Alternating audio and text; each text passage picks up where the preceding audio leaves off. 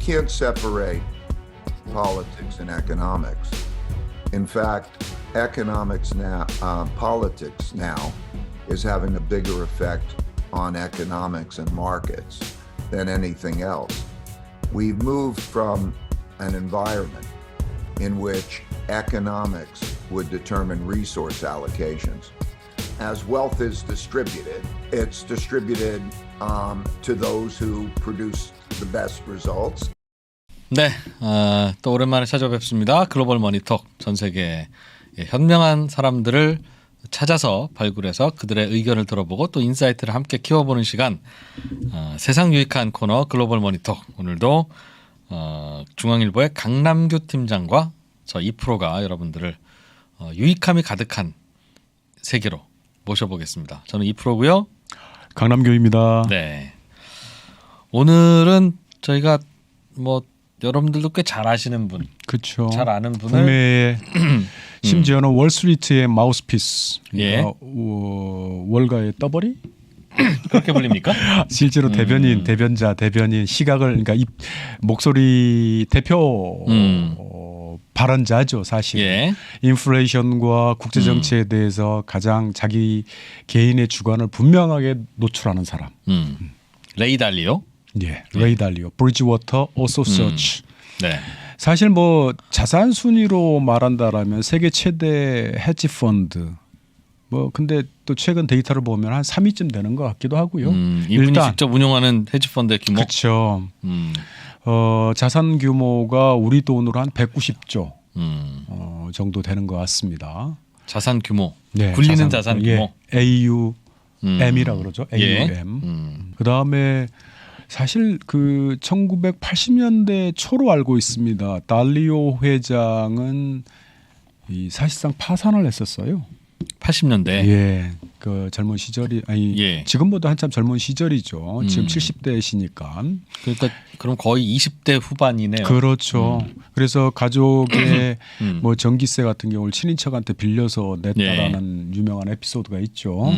그 달리오 회장이 지금 현재 약 한 우리 돈 달러로 말하면 160억 달러 정도의 재산을 갖고 있는 개인 자산으로. 예, 그 억만장자죠. 20조네요, 거의. 그렇죠. 헤지펀드 매니저는 기본적으로 그 어떤 펀드를 조성할 때 자기 돈을 우리 여의도판 용어로 태운다고 합니다. 자기 돈을 먼저 태우죠. 예.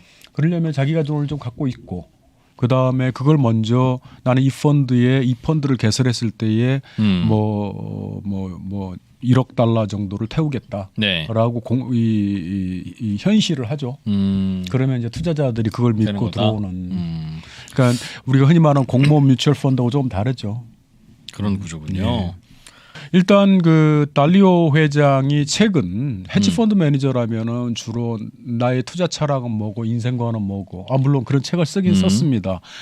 직전에 프린시플이라는 원칙, 개인의 스토리와 그 다음에 성장과 그 다음에 개인의 어떤 뭐랄까 삶의 자세, 철학 등을 이제 담은 책을 썼고요. 그 다음에 이번에는 그 변화하는 세계질서. 그러니까 글로벌 패권 질서 이동 변화 그다음에 국제 정치의 문제 이런 걸 아주 무거운 주제로 책을 썼어요. 헤지펀드 매니저인데 정작 국제 정치와 관련된 책을 써서 그 미국 현지 언론에 관심을 샀습니다. 그래서 사실 그 이번에 글로벌 머니토크에 국내 언론으로서는 단독으로 첫 번째 유일하게 인터뷰에 응해줬습니다. 레이 달리오. 예. 근데 그 과정에서 그 제가 좀 수모를 좀 당했습니다. 레이 달리오로부터? 사실 그 인터뷰 요청을 하잖아요. 네. 그러면은 밑에 이제 그 뉴욕에 있는 부와 레이 달리오의 그 직원한테서 그 회사의 직원한테서 그 질문지를 하나 보내달라 그러더라고요. 사실 그 2%도 그 네. 기자 생활 해봐서 사전 질문지 만들기 귀찮잖아요, 사실. 그대로 할 것도 아닌데 어차피. 그렇죠. 인터뷰 막상 시작하면 그대로 하지 않습니다, 저희들은. 그렇기 때문에 아무리 한글로 안 쓰고 영어로 쓴다고 해도 성인 다 안 하거든요. 그래서 오타투성이의 질문지를 보내놨더니 그 어시스턴트한테. 네, 그랬더니 달리오가 사전에 다시 한번 줌으로 얼굴을 보고 너희 질문을 내가 받아 적고 싶다. 뭐라고 보냈는데 무슨 말인지 모르겠다는 거 같아요. 그렇죠. 아, 그래요? 그래서 이런 어떤 뭐랄까 막 웃으면서 사실은 첫 번째 인터뷰, 지금 현재 인터뷰가 2차례에 걸쳐 이루어졌는데요. 한 번은 제가 던질 질문에 대해서 파악하는 시간이었고요. 그리고 간단하게 자기 의견을 얘기를 하는 거고, 두 번째는 본격적으로 이제 질문에 대한 인터뷰가 이루어졌는데, 사실 첫 번째 인터뷰에 내가 이런 거 물어보려고 한다 해놓고 두 번째 질문에 딴 거 물어보고 그랬습니다. 뭐라 그럴까? 네. 이 인터뷰 상대로부터 제가 사실은 우리 이제 속어로 뺀찌를 맞아본 경험이 한 번 더 있거든요. 3프로의 글로벌 머니 토크에도 나왔던 빌 제인웨이, 네. 혁신 경제학자, 사실은 대단한 이론가죠. 국내에서는 잘 안 알려져 있지만은, 처음 제가 전화 통화를 했을 때에 네. 가만히 보니까 네가 내 책을 안 읽은 것 같다. 그러면서 자기가 최신판을 하나 보내줄 테니 읽어보고 디스커션을 하자. 그런 식으로 전화 인터뷰를 한 적도 있습니다. 전화 인터뷰를 하다가 중간에? 네, 중간에. 전화 인터뷰를 중단하고? 그렇죠. 네가 아무로 질문하는 꼴을 보니 내 책 안 읽고 한 것 같은데. 그렇죠. 좀 내 책 좀 읽고 좀 읽고 나서 우리 다음에 다시 하자. 다시 하자. 정말 다음에 다시 했습니까? 그렇죠. 저는 그런데 그런 거에 대개는 굴하지 않습니다. 대개는 책도 안 읽고 와서 너랑 안 해. 이런 얘기일 텐데. 그렇죠. 그렇죠. 근데 이제 책을 또 열심히 책을 실제로 영문책을 보내줬어요. 최신판으로 저자 서명까지 해가지고.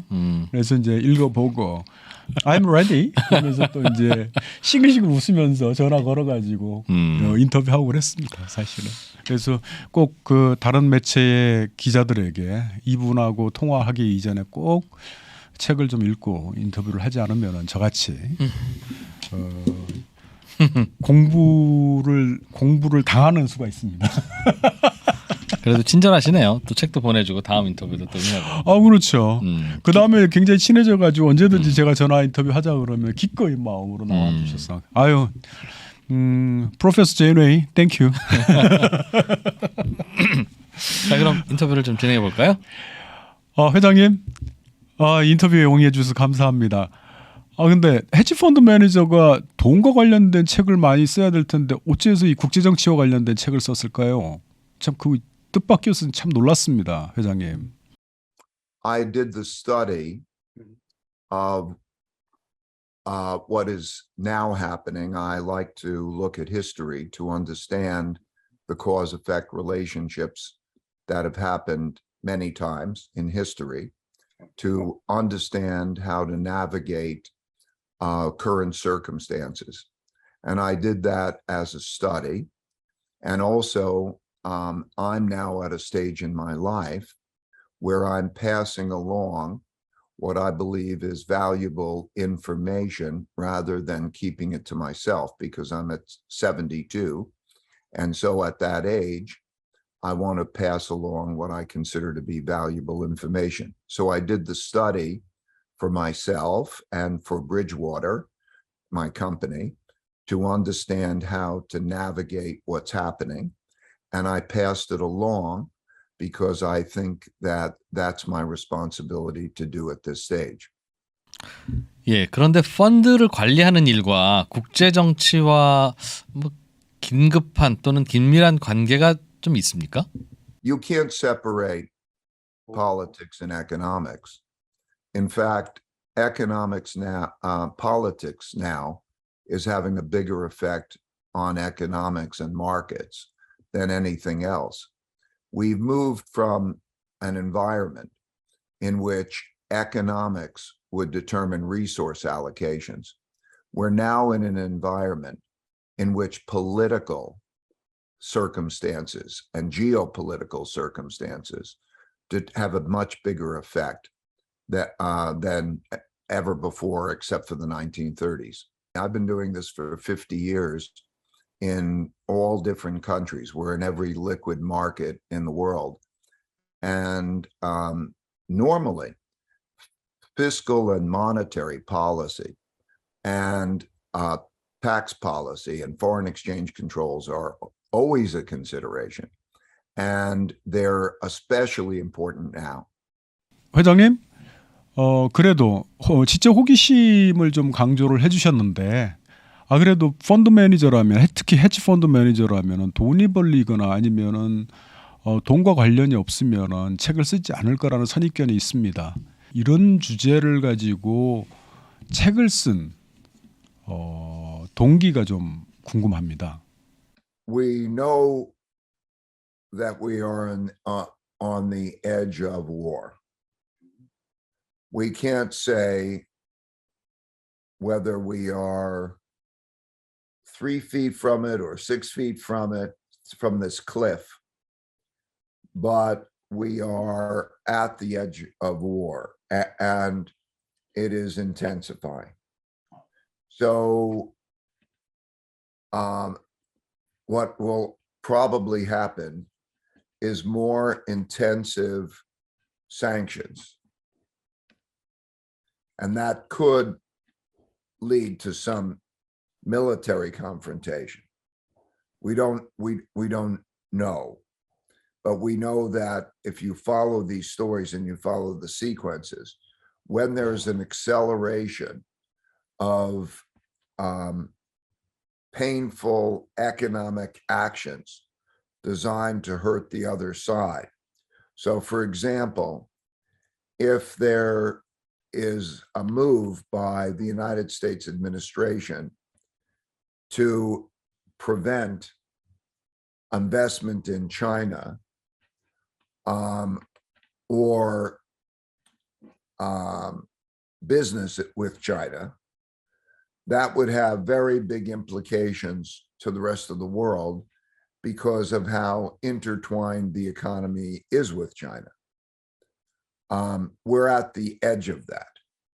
It could be that Russia, it could be like investing in Russia, that companies are not considered to be good citizens or good participants if they continue to invest in Russia. It's very close to that now in the United States. It wouldn't take much. That would make economic conditions much worse because of how intertwined the economy is. There will be movement to make it more self-sufficient because both leaders of countries don't want that vulnerability. That makes it inefficient, production inefficient, and that produces more inflation. So that's where we are. Now, how far that goes, in World War II, the Japanese were sanctioned by having their assets frozen and oil supplies interrupted. That led them to Pearl Harbor. You have similar tensions now pertaining to Taiwan. I don't know exactly how it will, but I know that it's a very risky situation. 근데 그 절박한 상황을 말씀하시네요. 우리가 지금 전쟁의 문턱에 서 있다. 실제로 우크라이나 지역적인 갈등입니다만은 우크라이나 사태가 발생을 했죠. 네. 이런 어떤 지정학적인 갈등에 커지고 있는 상황에서 아무래도 사실 돈의 규모가 자산의 규모가 190조 정도 되고 한국 돈으로 190조 원 정도 되고 그다음에 개인의 재산도 사실 20조 정도 된다라면은 단순히 수익이 몇 퍼센트 어느 곳에서 날 것인가 기대하는가라는 그런 거보다는 글로벌 질서에 대한 나름대로 관심과 자기 나름대로 의견을 제시하고 싶겠죠. 그렇겠죠. 그 질문을 바로 그럼 좀 드려보죠. 예. 회장님께서는 국제 정치와 질서가 투자자에게도 매우 중요하다고 생각해서 이 책을 쓰셨다고 말씀을 주셨는데 그러면 단도직입적으로 여쭤보죠. 세계 질서는 요즘 어떤 쪽으로 흘러가고 있습니까? If you take the world order, in other words, the world system, it goes from one new world order to the next world order that follows wars, typically. So, for example, In 1945, after World War II, the United States was the dominant power. It had 80% of the world's gold, gold was money. So it had 80% of the world's money. It had produced half of the world's GDP, and it had a monopoly on nuclear weapons and weapons. It was militarily dominant. And so in all of those cases, there's a war, and there's an international world order, and then there's a country world order. Country world order means what rules the country. So sometimes there are civil wars to determine who the ruler of the country is and the system that's operating. And sometimes there are world order changes, but they usually follow a war for the dominant control. Then they begin a cycle. After a war, there is usually a consolidation of power by the leaders, and there's a period of peace and prosperity, which comes from peace because nobody wants to fight the dominant power, and peace also because people want to go beyond wars. And there's a rebuilding and a prosperity period. And the most important thing that happens then is good education. Societies rise because they educate their population well, not only in skills, but also in civil behavior, how to behave well with each other. And there's a rebuilding.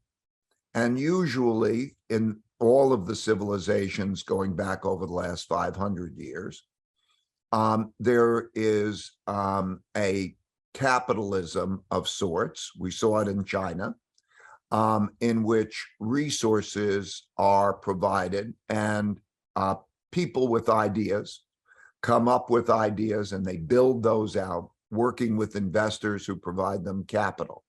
And that's the capital markets.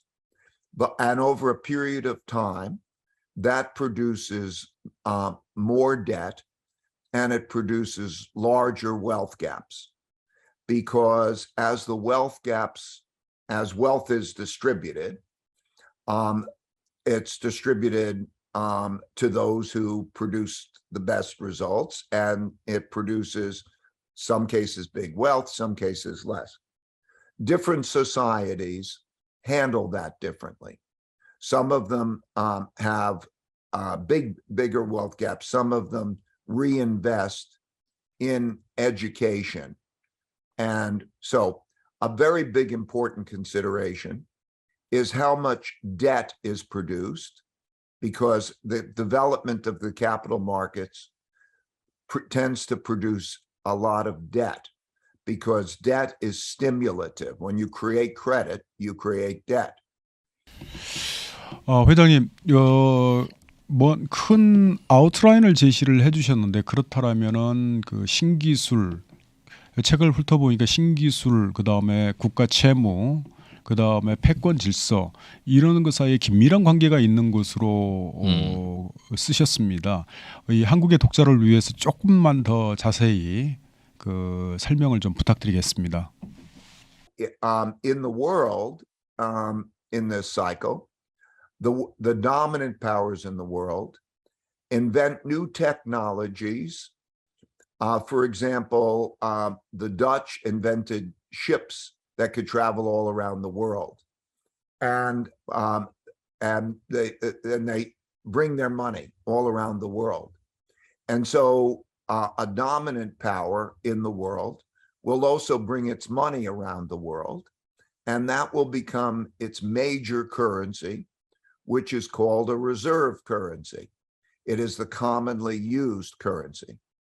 And because it is commonly used, many people, many foreigners want to save in it. So they save in it, and the way they save in it is they buy debt in it. They buy bonds, for example. and so they accumulate it. So it's used for transactions and it's saved in by foreigners. But that also contributes to the debt of the reserve currency country because they have that lending. So the other side is that they get more into debt typically. Then with time, that gap with other countries narrows because other countries begin to develop their own capabilities and their own educations. And they use that savings to raise their living standards. And that gap narrows. So it typically at the top of a country, you see a lot of debt and you see reduced competitiveness in relationship to other countries. And as they get power, they compete economically, and you see that they get richer, very much like China has done and other countries have done, Korea has done. They've got richer and more powerful in their own ways. And if they're big powers, they develop many types of power. They have a power of education. They have a power to develop of competitiveness in world markets. They have a power of military. And over that period of time, then a power gap narrows. So three things happen when a country is at risk. First of all, they have very large debts and they print money. A sign of the early decline is the printing of a lot of money because they don't have much money and they want to stretch it. And so that's one. So a lot of debt and money printing is a sign. The second sign is a lot of wealth gaps in the country and internal conflict in the country. Because with the internal conflict over wealth and values differences, that causes an internal tension. And then also these competitors who create comparable power, comparable economic power, comparable military power, become rivals. And then traditionally, there is another war for determining who is the dominant power. And then the winner of that begins the next world order. So that is a brief description of the cycle. That cycle can last in history. It's typically lasted about 100 to 150 years. Sometimes it's gone as long as 250 or 300 years, or as short as 50 years. 그 한 나라의 패권, 특히 네. 미국이라든지 지금 현재 미국과 중국이 사실상 패권을 다투고 있지 않습니까? 근데 그 패권 다툼에서 과거에 우리 강대국의 흥망을 쓴 폴 케네디 같은 학자는 한 나라의 자원 가운데에서 군비와 그다음에 경제 성장 및 복지 사이에 어떻게 배분하느냐에 따라서 군비에 많이 배분할 때 한 나라가 쇠퇴한다 그러지 않습니까? 헤지펀드 매니저인 달리오 회장은 흥미로운 어떤 자기 가설을 하나 제시를 했습니다. 그러니까 한 나라가 경제력을 구축을 하고 혁신하고 그런 것에서 부를 축적한 다음에는 패권의 정점에 가면은 부채가 늘어나고 통화가 남발되는 현상이 나타나더라. 모든 패권국들의 말기는 그렇죠.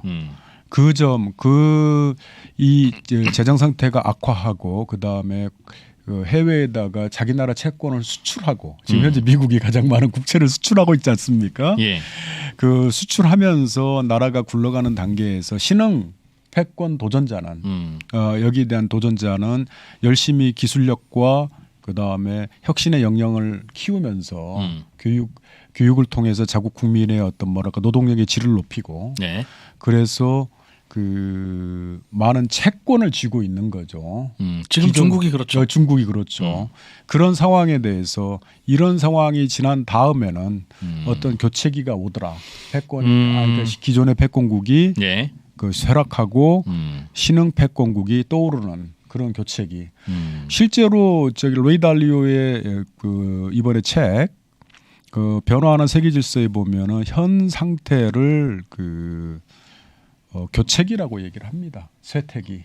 1등 국가와 2등 국가의 바톤 터치. 그렇죠. 야. 그 속에서 온갖 이제 갈등과 견제와 도전이 발생하고 있는 거죠. 그렇게 보고 있군요. 예. 회장님, 그러면 미국과 중국의 패권 전쟁에 대한 설명을 해주신 걸로 이해되는데 미국은 그럼 구체적으로 어떤 문제를 안고 있다고 생각하십니까? The United States has all three of these issues now. And there, in my book, it was my study.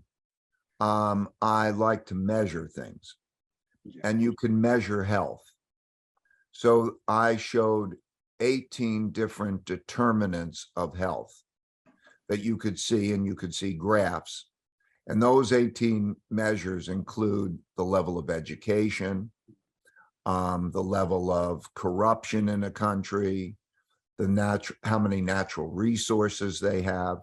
So there are many things that enter into being healthy and being strong. There are 18 measures in the book, but I'm highlighting the most important in making this cycle. But it's still strong. Yes. Okay, so just to be indicating, it's strong in different ways. It's strong in the inventing of new technologies. It's strong in excellent education at the top level. It has the best universities and university research centers. It's strong because it still has the world's reserve currency. It's strong so it's strong in many ways. And then in many ways, it's weakening in the ways that I described. In other words, it's weak in its indebtedness and so on, and it's weak in the ways I've described. And then the gap with other countries, most importantly, the gap with China, has narrowed so that they're approximately comparably strong, not precisely. And then there are different ways of measuring it, but it's comparably strong in important ways. Like it doesn't have the same amount of superiority in some technologies. China has larger population of engineers and that. So militarily, it depends on where you're looking at that. So we have now a much more comparable comparability between the United States and China. And also the internal conflict in the United States and the indebtedness is very bad. 아주 상식적인 답변을 하셨는데 책 내용도 사실 그 우리가 알고 있는 상식적인 내용을 가지고 평이하게 기술한 대목입니다. 그 달리오 회장은 지금 현재 미국이 기술 혁신, 그다음에 교육, 기타 등등에서 기업의 경쟁력 측면에서는 중국보다는 앞서고 있지만은 그 금융 상황, 그다음에 재정 상황, 그다음에 통화 관리 이 부분에 대해서는 분명히 문제점이 있다. 반면에 그 책을 보거나 최근에 이제 우리 달리오 회장이 그 이제 덤으로 내놓은 각종 그 순위표라든지 테이블을 보면은 미국과 중국의 약점과 강점을 비교해 놓은 그런 것들이 많거든요. 사실 여러분들 인터넷 찾아보면은 쉽게 발견할 수 있습니다. 그 표를 보면은 확실히 재정과 통화와 금융 상황은 중국이 건전하고 반면에 역시 기술 혁신과 교육 그런 환경은 미국이 아직까지도 그런 상황에서 이제 미국은 현재 위치를 지키고 확대하려고 하고 중국은 미국의 자리를 차지하고 싶어하는 갈등의 국면이죠, 사실. 그렇다면 한 가지만 더 여쭤보죠. 사실은 투자자들의 관심은 세계 질서가 바뀌고 있다는 사실이 아니라 그 사실은 다들 인정을 하고 이해를 할 텐데 문제는 그렇게 변화하는 세계 질서 속에서 그럼 투자는 어느 방향으로 해야 하느냐에 대한 궁금함일 겁니다. 그에 대한 답변을 좀 부탁드리겠습니다. A few things I'll highlight. First, in all such periods, debt assets are not good assets. They will lose value in relation to inflation because governments will print a lot of money to produce a level of inflation that is above the level of interest rates. So first, and then conflicts make debt riskier to have. During this economic warfare, for example, sanctions are playing a role in which governments are now considering, could they be sanctioned and what are the best assets? So one of those considerations is the issue of debt assets. The second is very big differences between countries. There are three things that I look for in trying to decide what countries to invest in. And they are,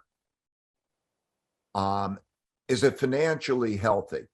I measure the health by whether their earnings are greater than their expenditures and whether their balance sheet is strong. Countries in which they have good income statements and good balance sheets are safer than those that don't. The second is, do they have a high level of internal conflict or external or not? If they have a lot of internal conflict, I'm more concerned about those for wealth. And then third, are they at risk of an international war or are they neutral? Countries during such times that are neutral do better. We also look at to what extent are they, if they're in a war and they're not, if they're at risk of war and they're not self-sufficient, I'm very concerned about that because that absence of self-sufficiency can be a problem. We are also in a period of time of questioning what money is. What is good money? Money, one holds money in a debt instrument. You don't hold it in actual cash, you hold it in a debt instrument. There are two purposes of money, a medium of exchange and a storehold of wealth. These debt instruments are not good storeholds of wealth. And so money is something that is mobile, can go from country to country, can be accepted in all countries, and is a good storehold of wealth. So as we think about that, the world is in a phase of what is safe. What is a safe investment? So we're in a period that is likely to be a period of stagflation.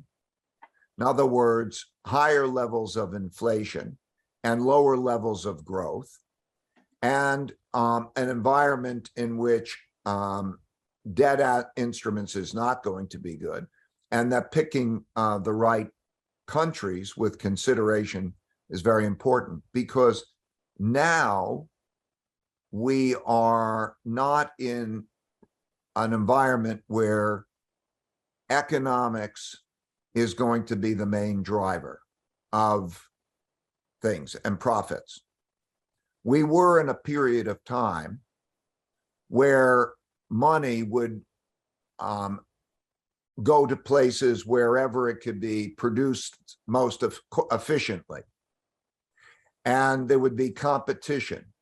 And that would raise living standards in some places. If you were more competitive, your living standards would rise in relationship to places that are less competitive, and money would move around to help that happen, motivated by profits. We're now in an environment in which ideologies, politics, and geopolitics will affect how resources are allocated, because that is considered a higher priority. That will happen within countries and between countries. And we're seeing that happen. So that's why you're seeing supply lines change and self-sufficiency change. These things are important to keep in mind in investing. 우리 이 글로벌 모니터 구독자분들이 가장 궁금해하는 상황이죠. 네. 사실 정확하게 요약을 한다라면은 자기는 이제 나는 채권 안 좋다. 채권 안 좋다. 채권이 안 좋은 이유는 이제 나중에 그 인플레이션 상황이라서 당연히 안 좋을 것 같고요. 예. 그 다음에 흥미로운 것은 첫 번째가 한 나라의 재정 상황, 금융 상황이 좋은가, 그런 나라에 투자하겠다. 그 다음에 두 번째는 그 나라가 국제정치 경제 질서에서 중립성을 유지하고 있는가. 그거 되게 중요하고 신기한 그렇죠. 기준이네요. 예. 중립성을 유지하고 있는가. 그런 나라가 많을까요? 그렇죠. 지금 현재 미국과 중국이 각각 자기 편으로 끌어들이고 있는 블록화의 현상이 초기 단계가 진행이 되고 있다고 그러더라고요. 국제정치 전문가들이 말에 따르면은 그런 상황에서 우리나라에서도 내부에서는 사실은 미국이 주도하는 질서 쪽에 적극적으로 참여해야 된다. 반대로 아니다. 중립을 유지해야 된다. 그리고 이제 그 서로에 대해서 각각 이렇게 목소리를 내고 양쪽에 대해서 서로 상대방에 대해서 친밀하다, 친중파다 이런 식으로 이제 그 상표 붙이기를 하지 않습니까? 예. 그런 상황이죠. 또 세 번째는 이제 어느 나라와 국제적 갈등을 하고 있지 않는 나라, 그런 나라에 투자를 하겠다라고 하는데, 그게 중립적인 나라와도 비슷한 맥락이겠네요. 그렇죠. 예. 그런 나라 중에 투자할 만한 대상이 될 만한 나라가 어디 있을까요? 글쎄 극소수이겠죠. 그러겠죠? 스위스? 스위스? 스위스? 어떨까요? 저는 감히 한국도 가능성이 있다고 봅니다. 뭐 한국도 왜 그러냐면은 모호하다는 얘기는 들을 수는 있겠습니다만, 그게 뭐 말씀하셨던 그 사실 뭐 현실적으로 중국과의 교역 상태 기타 등등으로 봐서 중국 일본처럼 완벽하게 미국 쪽 블록에 붙기는 좀 힘들지 않을까요? 그렇겠죠. 반대로 또 중국 쪽에 뭐랄까, 중국 쪽에 서기도 힘들고요. 그 사이에서 우리도 그런 입장일 수 있겠네요. 그렇죠. 그렇습니다. 회장님, 그 지금 하도 인플레이션 상황이라서 상식적으로 이해는 갑니다. 근데 채권이 왜 아주 안 좋은 자산이라고 보시는지 좀 더 구체적으로 설명을 좀 부탁드리겠습니다. That's because there is a dynamic underway in which holders of debt instruments will not receive a high enough return to compensate them for inflation. And there's a tightening of monetary policy to try to deal with inflation, but it won't be high enough. So a high enough interest rate to prevent the selling of debt instruments and provide an adequate return would be too high of an interest rate for the markets and the economy. Central banks try to have a lower level of inflation and a higher level of real growth. And the trade-off sometimes becomes very difficult and sometimes it's easy. In this period that we're going ahead, because there's so much debt outstanding, and because one person's debts are another person's assets, that balance is much more difficult. And so for those reasons, and also for the geopolitical reasons that I mentioned, in which efficiency and profitability are not as important as security, that these considerations are more inflationary and also reduce the efficiencies and therefore reduce growth. So that combination of circumstances appears to be very stagflationary. 참 재미난 말씀을 하셨는데 우리는 중앙은행이 기준금리를 올리면은 당연히 인플레이션이 억제되고 그다음에 그 대가로 사실은 경기가 둔화되거나 아니면 침체에 빠지는 건 어쩔 수 없다라고 하지만은 레이 달리오 회장이 이 변화하는 세계질서에서 유독 주목하고 있는 그 변수 중에 하나가 금융과 재정 상태 못지않게 제가 이 책을 읽어보니까 그 대목이더라고요. 한 나라의 내부 갈등의 정도. 내부 갈등이 심하면은 중앙은행이 마음대로 긴축을 못하죠. 그렇겠죠. 예. 아니면 또 완화를 못하든가. 그 완화를 못하거나 어쨌든.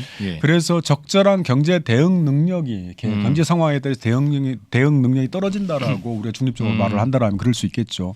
지금도 성장과 인플레이션 억제 사이에서 일자리 창출과 인플레이션 억제 사이에서 균형 잡기가 갈등이 심한 나라는 어렵다는 요지의 말씀을 하셨습니다.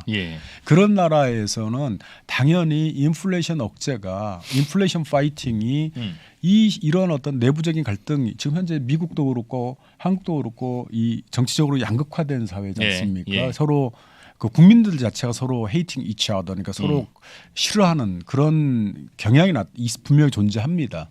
그런 상황에서는 중앙은행이 어떤 경제 정책을 균형을 유지하기가 참 힘들다. 그 점 때문에 인플레이션이 쉽게 억제되지 않을 수 있다. 인플레이션 그 자체가 문제가 아니라 그렇죠. 거기에 대한 정부의 대응이 어떻게든 쉽지 않은 상황이다. 그런 얘기네요. 한 가지만 또 질문을 좀 드릴게요. 최근의 상황, 인플레가 가파르게 진행되고 있는 이 상황을 혹자는 1980년대 초반 또는 1970년대와 비교를 하고 있습니다. 아마 스태그플레이션 우려와 연결되는 질문인 것 같은데 스태그플레이션 상황이라고 보십니까? 그리고 주가 하락이 그것 때문이라고 생각하시는가요? I think you must be referring to the 70s, and then because in the 1970s, the stock market and bond markets did very poorly in inflation-adjusted terms, and then very, very poorly, and the bottom was made in August 1982. When Mexico defaulted on its debts and there was a number of defaults. So that was the bottom in 1982.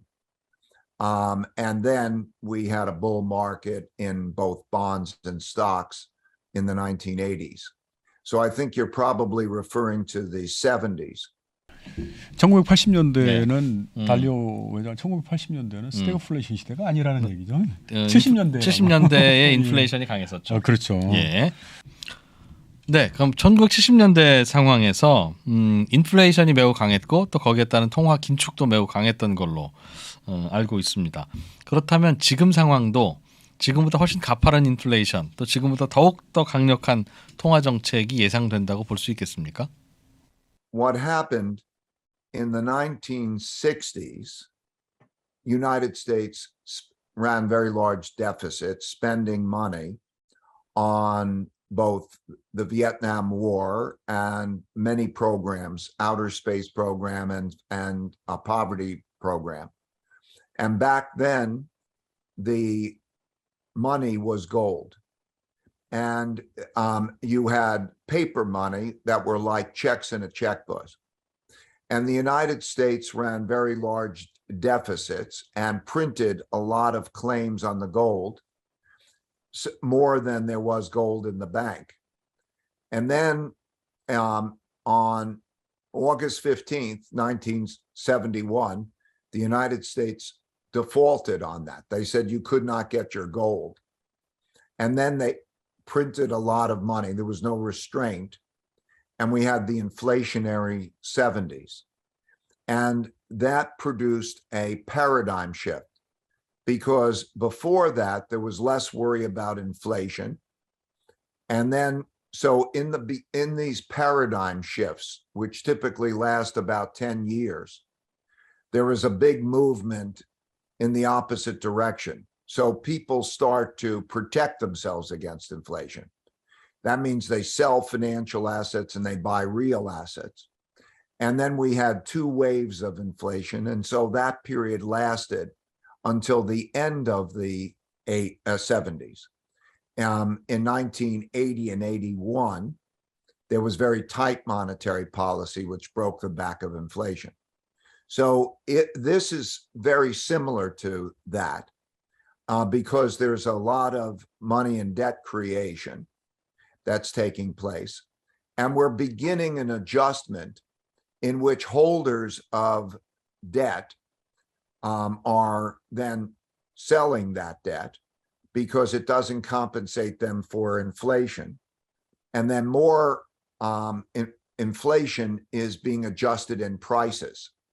So there's a change in inflation psychology as well as a change in some of these other determinants of inflation. And that contributes to the period of greater inflation. So I think it's similar, not identical, but similar. 월가에서 이론적으로 정립되지 않았지만은 예. 발리오 회장은 그 부분을 말씀하셨네요. 이 그 인플레이션과 통화 긴축 사이에 10년 주기설. 무슨 얘기죠? 그러니까 통화량을 늘리고 경제를 활성화시키고 일자리를 창출하는 시대가 한 10년 이어지고 그 다음에 인플레이션 파이팅과 기타 긴축의 시대가 10년 교차한다 지금까지. 예. 그게 이제 속설이거든요. 사실 과학적으로나 뭐 이론적으로 정립되거나 아니면은 뭐 계량경제 데이터로 딱 맞지는 않은데 이런 긴축과 그러니까 통화 공급 증가와 그 다음에 그 이후에 긴축 이 10년 주기로 바뀌는 그 패턴을 말씀을 하시네요. 예. 회장님 지금까지 인터뷰 응해 주셔서 감사합니다. 네. No, it's my great pleasure. I hope this is of use to people. I also put together a free video on YouTube called The Changing World Order. It's an animated video, and it also explains in very simple ways as the book explains comprehensively. I hope this is of use to your listeners. 사실 그 회장님이 과거에 다른 매체와 인터뷰 등, 그러니까 외신과의 인터뷰 등에서 보면은 사실 그 통념 내지는 기존 그 정통 경제 이론에 집착하지 않는 예. 그런 말씀을 많이 하셔서 사실 한번 인터뷰를 직접 해보고 싶었습니다. 저널리스트로서. 아무튼 인터뷰 응해 주셔서 다시 한번 감사드립니다. My job is to think differently than the consensus and be right, because the consensus is built into the price. So the way that one succeeds is to think independently and to ideally think better than the consensus about what's happening. And so that's my business. That's what I have to do. I have to be one step ahead of that, the crowd. 네, 오늘도 즐겁고 유익하고 영양 많고 맛 좋은 인터뷰였습니다. 예, 그런가요? 사실 그 레이 달리오는 기자인 제가 한 거의 1년 넘게 조르고 인터뷰하자고. 예. 이른바 이제 젊은 우리 속어로 익십이라고 그러지 않습니까? 그것도 부지기로 당했던 인터뷰입니다. 아, 그래요?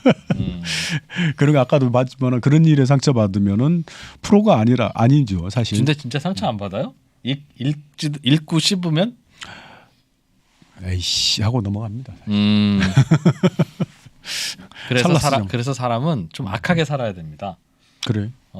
저도 읽고 씹는 경우 많거든요. 그렇게 살다 보니 누가 나의 메시지를 읽고 씹어도 그러려니 합니다. 바쁜가 보구나. 그렇죠. 바쁜 게 아니고 나도 그랬으니까. 나도 그랬으니까 하면서 이제 저희는 늘 이렇게 열심히 취재해 주시고 좋은 분들 잘 저에게 소개해 주시는 강남규 팀장님 덕분에 눈과 귀가 호사를 누리고 있습니다. 제가 늙었나 봅니다. 이런 찬사를 드릴 때마다 주체할 수 없는 기쁨이 있습니다. 네. 특히 오른쪽 귀가 바르르 떨리는 그렇죠. 저도 이제 노화가 진행됐는지라 네. 그 면전에서 욕이나 지적질보다도 네. 칭찬에 그럼요. 마음이 흐뭇해집니다. 오늘 레이 달리오도 이 책을 왜 썼느냐는 질문, 첫 번째 질문에 대해서 네. 내 나이가 72이다. 당신도 내 나이 돼보면 안다. 그쵸. 내가 알고 있는 걸 사람들에게 알려줘야 한다는 생각이 하루에도 12번씩 든다. 그래서 난 책을 썼다 하는 걸 보고 사람 다 똑같구나.